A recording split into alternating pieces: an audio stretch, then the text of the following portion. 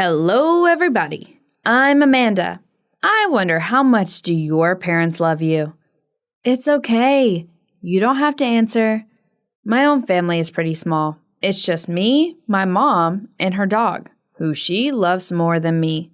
Last year, I asked my mom to get a puppy for my birthday. My mom, like most parents, didn't want me to get a dog for a long time. But after I held up my end of the bargain and finished the school year with all A's, she gave in. When I came home, Archie, our new pet, was there to greet me on the doorstep. Archie was a mischievous beagle puppy. I spent a lot of time with him. I put all my time and effort into training him.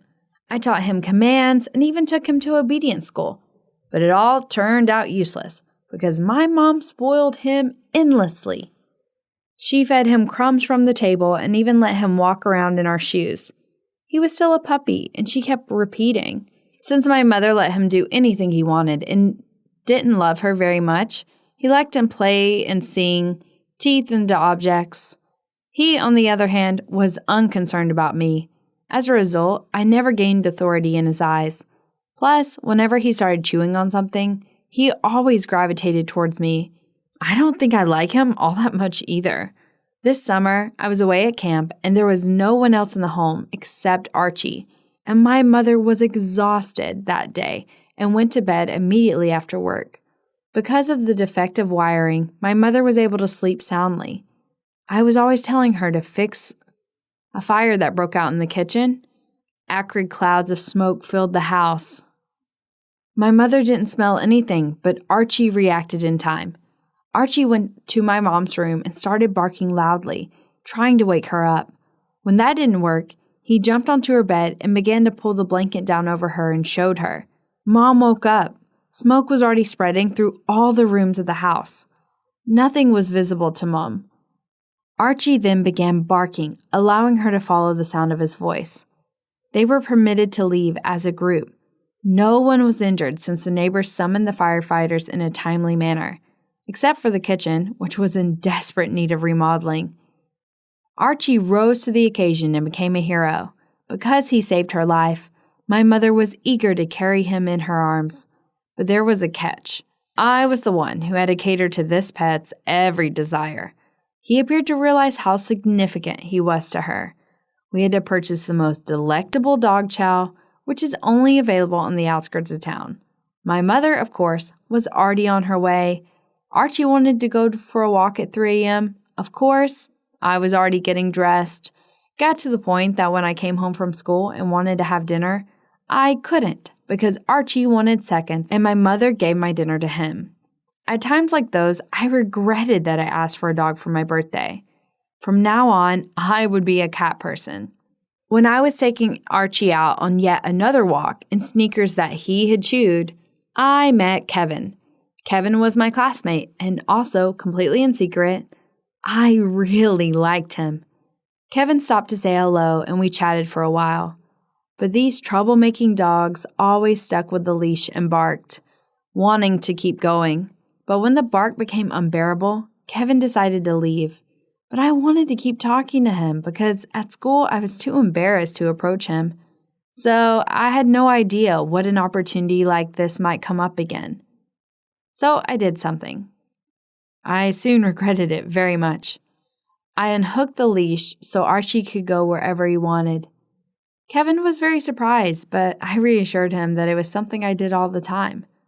We talked for a little while longer. When Kevin left, I started calling Archie, but he didn't come. I began to worry about where he might have gone. I yelled out to him as I walked down the street, but he didn't respond. This is when I started to get nervous since I knew my mother would murder me if I didn't return home with the dog. I spent almost an hour looking for him. I looked under every bush I could. I even looked through the garbage cans to see if he had crawled into one smelling food, but he was nowhere to be found. Leaving me in complete despair, I returned home. My mother would not even listen to my excuses. I knew she'd say I did it on purpose to get the puppy out of jealousy because I believe she loves Archie more than her own daughter. Yeah, I think my mother would rather kick me out of the house than let me in without her beloved Archie. But what else could I do? I was afraid to confess to her. I decided that tomorrow I would go find the dog, but for now it's better for her to not know what happened. When I got home, I heard my mother's voice from the kitchen. She called Archie to come to dinner. I shouted to her that Archie got very dirty during the walk, and I was going to bathe him in the bathroom. Locked in there, I thought about my plan of action. Then my mother knocked on the door and inquired about Archie. I was really anxious, but then I recalled I had a video of him barking at our mailman on my phone. Then I turned it up to 11 and began putting my hands in the water, trying to imitate a dog's bark. Outside the door, my mother remained silent for a period of time, content that I was reading the dog. She muttered something and walked away, this time succeeding, but I needed to find Archie quickly. I knew I wouldn't be able to keep up with this for long. In the morning, I had to get up early to fool Archie into thinking I was taking him for a walk. I spotted my mom waving at me from the kitchen as I walked out the door. At that moment, I had already disappeared behind a hedge, so she could only see up to my waist. I waved at her with one hand, and I held the leash in my outstretched hand with the other, so my mom thought I was walking Archie. Everything would have been fine, but as I was walking the invisible dog, one of our elderly neighbors was out watering his lawn. He probably thought I was completely crazy. I chatted a little outside the house until I was convinced that my mother was gone. Only then was I finally able to go back. I was already very late for school and decided that if I was still going to get in trouble for it, keeping them there was no point in me going to class. It would be better for me to spend that time looking for Archie. I printed out 100 of the lost dog posters with a picture of him. I spent what felt like half a day posting them around the neighborhood. I put them up everywhere except along the route to my mom's work so she couldn't see them. I was fatigued. When I finally finished and crashed on my bed, I was confident that my phone would be ringing off the hook in no time, with someone requesting that I come pick up my dog right away. But unfortunately, I waited for several hours and received no calls. Mom arrived an hour later, exhausted from work and eager to sit with my dog for a while. The only reason that sprang to me was that Archie was sleeping in my room at the time. Mom was taken aback when she heard this because he hadn't been in my room in a long time. Mom complimented me on how much time I spent with the dog. She asked me to feed Archie as soon as he woke up. Mom added if I fed him too, then maybe he would start to respect me. Mom made him his favorite liver and mixed it with canned dog food. The sight of this dog treat made me sick. Mom went to watch TV. After a while, when my mother was still in the living room, I turned on the light in the kitchen again. I started loudly saying things like, "Archie, eat good, boy. Eat up." Mom was still sitting in front of the TV and asked me why the dog wasn't jumping loudly. This was his favorite dish, after all, and he always kept it down when he eats. And yes, she was right. I'd completely forgotten about that. I heard Mom get up off the couch to check if Archie was doing all right. I didn't have a video of Archie eating his food on my phone, and I could be exposed any second now, so I had to take extreme measures. I got on all fours in front of the bowl of the liver and dog food. The smell was disgusting, so I pinched my nose. As you can probably guess what I did next, I started eating the dog food and chewing it very loudly so my mother could hear it in the living room, and it seemed to have worked. I heard my mother's footsteps stop. She went back and sat down in her armchair again. When I left the kitchen, my mom asked if Archie had eaten everything. In difficulty, I said yes, and then ran upstairs to the bathroom because I couldn't take any more of that dog delicacy. I appeared to have held off for another day, but it was evident that I needed to stop soon, or I'd have to start barking at night and chasing squirrels around the yard. My mother had not seen the dog in 2 days, but she was not suspicious in the least, probably because she was exhausted from work. During my breaks, I still had to attend school. I went around the neighborhood giving people the sign and asked if anyone had seen Archie, but it was ineffective. During recess, everyone just shook their heads. I was sitting on a bench, head banging in despair, thinking it was time for me to confess everything to my mother. At that moment, a girl who was a year younger than me came up to me. Her name was Helen, and I knew her because her mom was my mom's best friend. Helen pointed at the poster. She had heard that I was looking for Archie, and then she said something that shocked me at first and then really made me angry. It turns out that Archie had been at their house this whole time. The very first evening had gone to their house to play with Helen's dog Spot. Archie and Spot often played together in the park. Helen's mom immediately called mine and said that they had our dog, which means my mother knew where Archie was this whole time. She was just pretending. She even made me eat dog food. I can just imagine her sitting in the living room trying to hold back her laughter, and now she was just waiting for me to admit that I lost her beloved pet. Well, I wasn't going to give her the satisfaction. When my mother came home, I was already sitting on the couch, brushing Archie. My mom was very surprised. Then she told me that she knew that I had lost the dog the whole time. I replied that her work must be making her very tired because she was there when I walked him and bathed him. She even overheard him eating cheerfully. Mom became enraged. She seemed to have a punishment plan for me and wasn't expecting to see Archie already home. She informed me that she was aware of the posters I had hung up, and I responded with a confused expression, stating that I was unaware of any posters. Mom insisted that I accompany her on a walk through the neighborhood where the posters were displayed. When there wasn't a single poster on any of the trees or posts, you should have seen her crimson, angry face.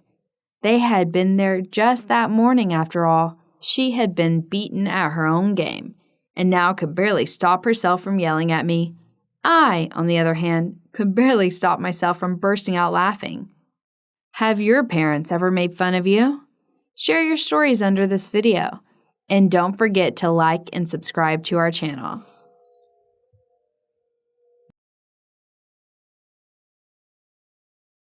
Two massive creatures are locked in a fight to the death in the middle of the sea. Destroyers, cruisers, and battleship fire special weapons and harpoons at one of the creatures, attempting to help turn the tide in favour of one. But they appear to have almost no effect on the gigantic monster. Hi, I'm Dr. Bob, and this is SCP-3700, also known as the Tides of War. SCP-3700 is what the SCP Foundation has labelled an 800-kilometre circular area in the North Sea. Located southeast of Iceland and north of the United Kingdom, the circle contains the Faroe, Orkney and Shetland Islands. The sea floor is abnormally deep in this area, at roughly 5 kilometres below the ocean surface, roughly 20 times deeper than that of the rest of the North Sea. SCP-3700 experiences all kinds of strange, anomalous activity, including extreme weather and geological events. These are caused by the interaction between two separate entities, which have been designated as SCP-3701 and SCP-3702. SCP-3701 is an arthropod, resembling the common lobster, except this crustacean is 6 kilometers long. It has a variety of blue, yellow, pink, and red markings carved into its carapace that resembles a woman's face. It has 6 arm-like limbs, 4 of which have claws, with 2 having club-like appendages on the end, and 8 legs. It also has 4 orange eyes at the end of its stalks. 3701's carapace shows significant damage, with many scars, cracks, and even some holes that reveal its soft inner tissue. It has several anomalous capabilities that it uses in its battle against SCP-3702. Its 2 club-like appendages are capable of striking, but they also produce a cavitation bubble that generates a force equal to several tons of dynamite, similar to what the mantis shrimp is able to do, but on a much larger scale. 2 of its eyes are able to project concentrated blasts of gamma radiation, and it's able to stop storms or other weather phenomena. Despite being 6 kilometers long, 3701 can reach speeds faster than 100 kilometers per hour, and has even shown the ability to manifest and disappear if it doesn't locate SCP-3702 within roughly 15 days after appearing. SCP-3701 appears to be friendly in nature and shows some small signs of intelligence. When accompanied by Foundation ships, it will either ignore them or provide a small amount of aid by helping to move disabled craft away from danger. After appearing, it travels the full 800 kilometers area, SCP-3700, in a spiral pattern from the center out towards the edge. Interestingly, the center is the exact center point between the three island chains located within the circle and is home to numerous shipwrecks. Since being first discovered by the Foundation in 1922, 3701 has slowed down considerably in its movements and has lost a significant amount of mass. It was first measured at a length of 16 kilometers, a full 10 kilometers longer than its current size. It also appears weaker and seems to be having a much harder time subduing SCP-3702. SCP-3702, on the other hand, looks like it belongs to the family of ray-finned fish and has an appearance that closely resembles the pelican eel, except that it has 13 appendages encircling the middle section of its body. These appendages look like the tentacles of an octopus, complete with suckers, and can tuck them into its body when not in use. 3702 is currently 32 kilometers long and opposite to SCP-3701. It is growing larger, having only been 300 meters long when first identified in 1945. Most of the length is the creature's whip-like tail that ends in a sharpened point. It's currently roughly 1 kilometer wide at its largest point, and each of its 13 tentacles is around 60 meters long. Its most distinctive feature is its massive mouth, which can open up almost 3 kilometers wide. 3702 is black in color, with white, purple, and red bioluminescent lines that resemble a man's face on either side of its torso. SCP-3702 can create sudden changes in the weather, generating huge storms and Category 5 hurricanes, as well as huge whirlpools that suck in any vessel within 150 meters before grabbing them with its tentacles and tearing them apart. It's also able to produce high-energy sound waves and streams of blue fire from its mouth that it uses to destroy close-range targets. SCP-3702 appears at random locations within the 800-kilometer area, except during the spring and autumn equinoxes, when it appears at the exact center of SCP-3700. It stays submerged unless it encounters 3701 or another object, and it will demanifest roughly 15 days after first appearing. It's extremely hostile to any creature or object that approaches it, and has even been witnessed destroying entire pods of whales. Conventional weapons have no effect on it, and even special anomalous weapons used by the Foundation have only had a moderate effect. Only 3701 has so far been able to subdue it. When SCP-3701 and 3702 do meet each other, they will engage in a prolonged fight, with each attempting to temporarily kill or subdue the other. Historically, the winner of each contest would swap depending on which half of the year it was, with 3701 consistently winning during the Northern Hemisphere spring and summer, and 3702 winning during the fall and winter. However, since the Foundation has begun implementing containment procedures, SCP-3701 has won the last 64 cycles in a row. A number of changes happen when one of the creatures wins. When 3701 is successful, major storms in the area immediately cease, crop yields double, and local oceanic life increases their reproductive rates by a factor of 3. This can lead to dead zones forming from the overpopulation of certain species of zooplankton. Erosion rates on the island also increase by a factor of 5, which has led to the Foundation needing to bring in large amounts of dirt and sand in an attempt to combat it. When SCP-3702 wins and subdues or kills 3701, the weather becomes very dangerous, with powerful hurricanes and rapid temperature changes that can range from 0 to over 28 degrees Celsius, capable of causing massive damage to buildings and huge losses of life. Travel by sea becomes extremely difficult due to huge waves and storm surges, making it difficult for supplies to reach the islands. Ocean food sources are driven from the area and crop yields are reduced. Following its victory, 3702 does not manifest, and instead continues to patrol the area and attack vessels, and will even approach the islands themselves.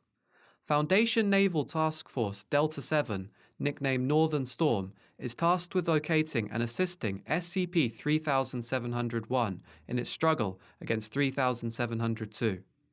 Purchased from the United States military, it consists of 13 destroyers, 15 cruisers, and 15 small support craft.